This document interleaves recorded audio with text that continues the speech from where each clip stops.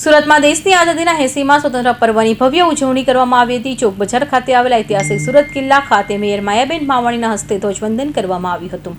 સાથે વિવિધ ક્ષેત્રે કામગીરી કરનાર કર્મચારીઓનું સન્માન કરવાની સાથે વિશેષ સિદ્ધિ મેળવનાર મહાનુભાવોને પ્રમાણપત્ર અપાયો હતો। સુરત મહાનગરપાલિકા દ્વારા આ વખતે સેન્ટ્રલ ઝોન વિસ્તારમાં સ્વતંત્ર પર્વની ઉજવણી કરવામાં આવી।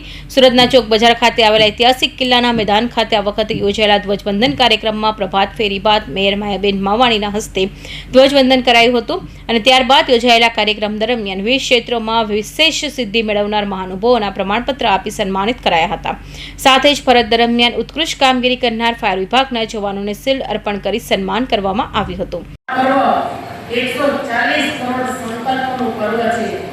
સ્વતંત્રતાનો આ પૂર્વ સામૂહિક સિદ્ધિ અને ગર્વ અને ઉત્સાહથી ભરેલું છે। દેશ સતત એકતાની ભાવનાને મજબૂત બનાવી રહ્યો છે। આજે 140 કરોડ દેશવાસીઓ તિરંગાના રંગમાં રંગાય છે, ત્યારે હવે આ એક પંક્તિ અર્પણ એ યુવાનોને જે કાલનો સૂરજ થઈ ઉજાળે વતનને, જે કાલનો સૂરજ થઈ ઉજાળે વતનને, એ યુવાન ઉઠાવે મસાલ પુરાણી, આ યુવાન ઉઠાવે મસાલ પુરાણી, વીરોના બલિદાનની આગળ ધપે વાણી, વીરોના બલિદાનની આગળ ધપે વાણી।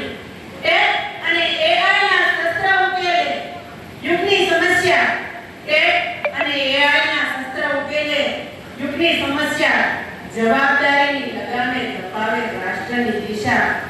રાષ્ટ્ર પ્રથમના મંત્રે ધબકે અડગ આત્મવિશ્વાસ, રાષ્ટ્ર પ્રથમના મંત્રે ધબકે અડગ આત્મવિશ્વાસ, વિશ્વ ફલક પર ગુંજે ભારતનો જય જયનાથ, ભારતનો જય જયનાથ। આજનો આ દિવસ એ માત્ર તારીખ નથી, પરંતુ કરોડો ભારતીયોના ત્યાગ, સંઘર્ષ અને શક્તિની સદીઓથી પુરાણી ગાથાનું જીવન પ્રતીક છે। બેડી તોડવા કાજે એ સ્વપ્ન સાકાર થાય, આજ નારીના રાજે એ સ્વપ્ન સાકાર થાય, આજ નારીના રાજે। આત્મનિર્ભર ભારત એ સૌનું ઋણ ચૂકવે, ખુદના બળે ઊભો એ શહીદોને પૂજે, ખુદના બળે ઊભો એ શહીદોને પૂજે। સન 1947માં 15મી ઓગસ્ટના દિવસે ભારતના સુવર્ણ ઇતિહાસમાં અંકિત થઈ ગયો હતો, ત્યારે ભારત બ્રિટિશ શાસનની આઝાદી મળી હતી। આ એક કઠિન અને લાંબો સંઘર્ષ હતો, જેમાં ઘણા સ્વતંત્રતા સેનાનીઓએ અને મહાપુરુષોએ આપણી વાલી માતૃભૂમિ માટે પોતાના જીવનનું બલિદાન આપ્યું હતું। આ દિવસ આપણને સ્વતંત્રતા સેનાનીઓનો સંઘર્ષ અને આઝાદી પ્રાપ્ત કરવામાં તેમના બલિદાન